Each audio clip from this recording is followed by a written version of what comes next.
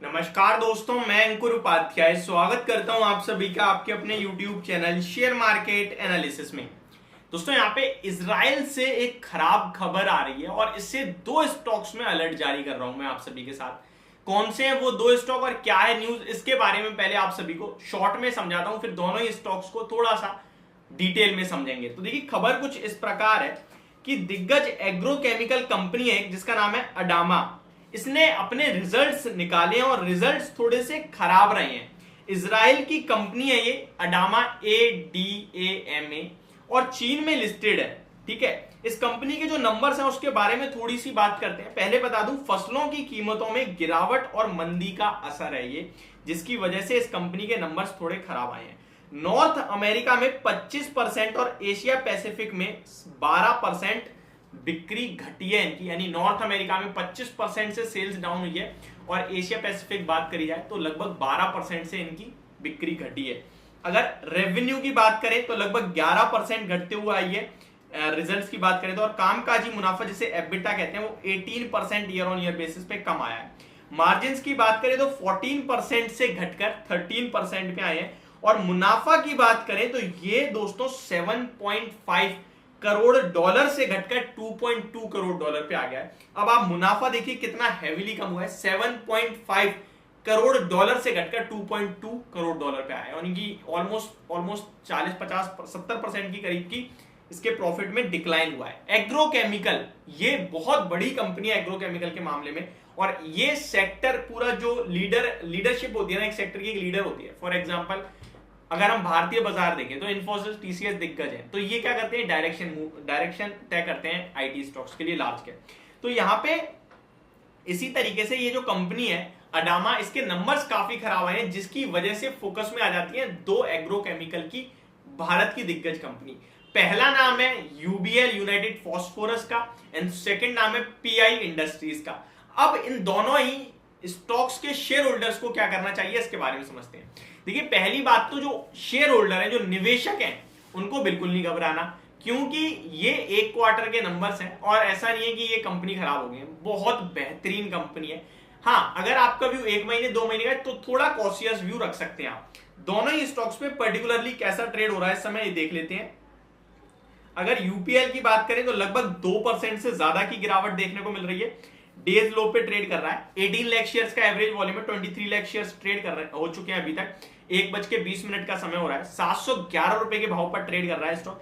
Stock की बात करें तो lower end around 700 to 680 rupees के समथिंग का है, एंड टॉप अराउंड 740 770 यहां तक स्टॉक जाता है, फिर घूम जाता है।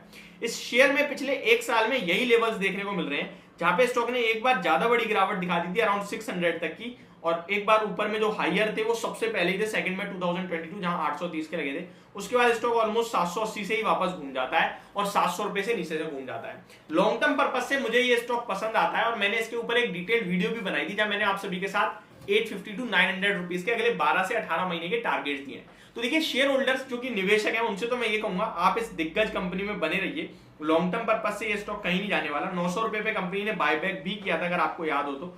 53,000 करोड़ का मार्केट कैप रखती है, 16.7% का रिटर्न ऑन इक्विटी है, 15.6% का रिटर्न ऑन कैपिटल एम्प्लॉय है, 1.5% की डिविडेंड यील्ड है, 332 रुपीज की बुक वैल्यू है, जिसके सामने 2.2 टाइम्स पे ट्रेड कर रहा है, 12 के प्राइस टू अर्निंग पे ट्रेड कर रहा है, तो बहुत ही सस्ता है। अगर रिजल्ट्स की बात करें तो देखो भैया, यहाँ तो अच्छे नंबर आए हैं।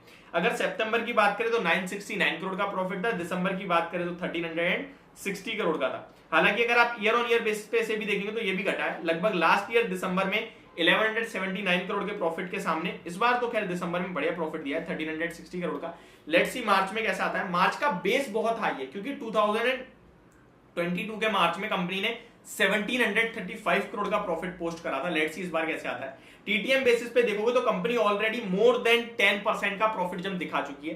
2022 में कंपनी ने 4400 करोड़ का प्रॉफिट पोस्ट करा है, और वहीं TTM बेसिस पे देखें तो लगभग 5000 करोड़ से ज्यादा के प्रॉफिट पे स्टॉक ट्रेड कर रहा है। तो मुझे लगता है स्टॉक लॉन्ग टर्म से कहीं नहीं जाने वाला। टेक्निकल बेसिस पे 680 से लेकर 690 के बीच में स्ट्रॉन्ग सपोर्ट है, तो अब आपका बेचने का मतलब नहीं बनता, इनफैक्ट गिरावट में लेने के मौके और ढूंढे। सेकंड स्टॉक है, फिर आपको भाई अलर्ट क्यों है? अलर्ट इसलिए ताकि अगर आप इस तरीके की खबर पढ़ रहे हो और आप डर रहे हो तो आपको डरना नहीं चाहिए, दिग्गज कंपनी। नेक्स्ट PI इंडस्ट्रीज, इसी फील्ड से। अब इसके बारे में बात कर लेते हैं कि ये कैसा दिख रहा है।